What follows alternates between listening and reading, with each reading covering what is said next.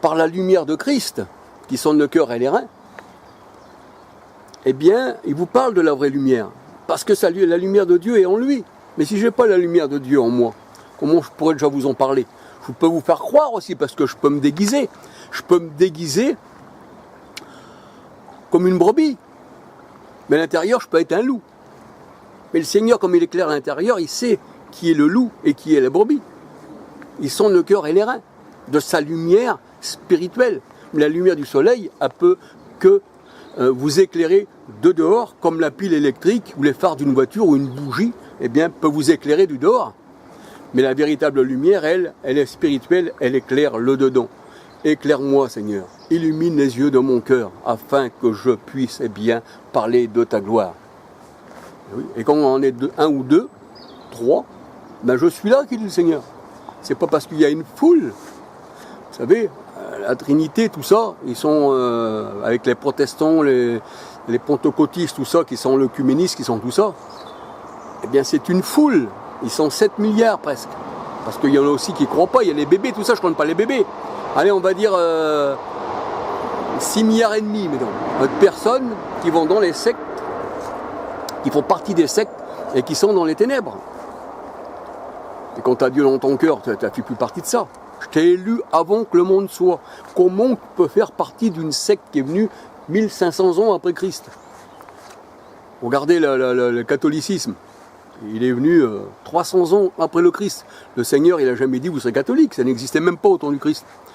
Les protestants, Martin Luther, 1500 et quelque chose. 1500, presque 1600 ans après la venue du Christ. Alors si vous n'êtes pas protestant, vous étiez perdu. Parce que les disciples n'étaient pas protestants et Jésus n'était pas protestant. Il n'a jamais dit, voilà, quand vous sortirez de Rome, vous en garderez la Trinité des dieux. Et puis vous serez sauvés. Voilà. Mais alors ça, il faut être éclairé du Seigneur pour connaître.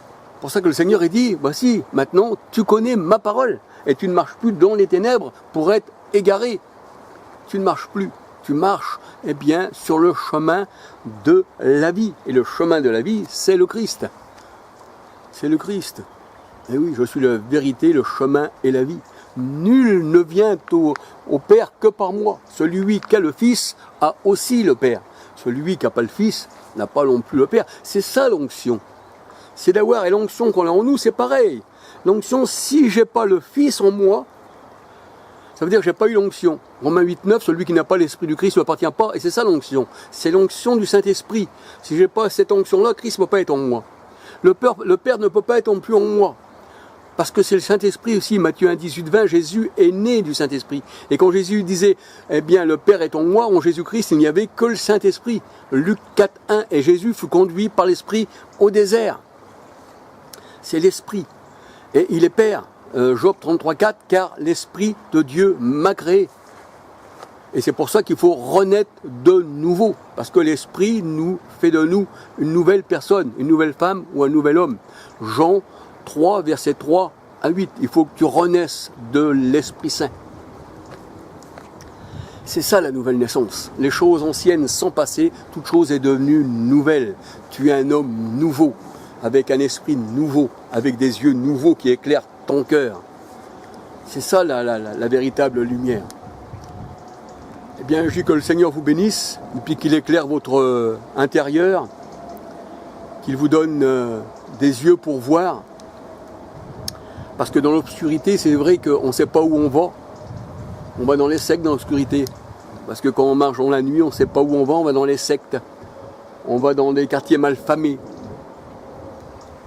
C'est vrai, tu mets un bandeau sur la tête à quelqu'un, sur les yeux, et tu l'emmènes quelque part, il va se laisser aller. Et puis un jour, on va lui enlever le bandeau.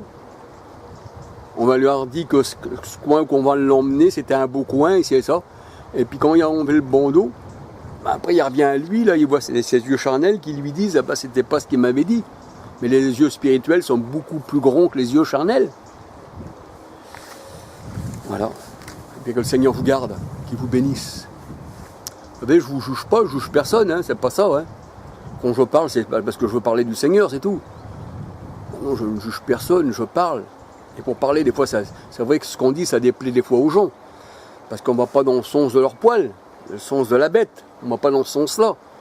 Mais quand on va dans le sens du Seigneur, bah, le Seigneur il dit que les tribulations que j'ai eues dans le monde, et s'ils m'ont fait ceci, ben ils vous le feront aussi. Mais le Seigneur dit on reconnaît l'arbre à son fruit. Voilà. Voilà, eh bien, soyez bénis pour la gloire de son nom. Alléluia. Je dis pas Amen, hein. Pas Amen, pas Amen. Le mot Amon, Amen, Amon, Amonara, non, je ne fais pas partie du soleil. Mais je fais partie de la vraie lumière. Le Christ, ma lumière. Alléluia. Béni soit son nom.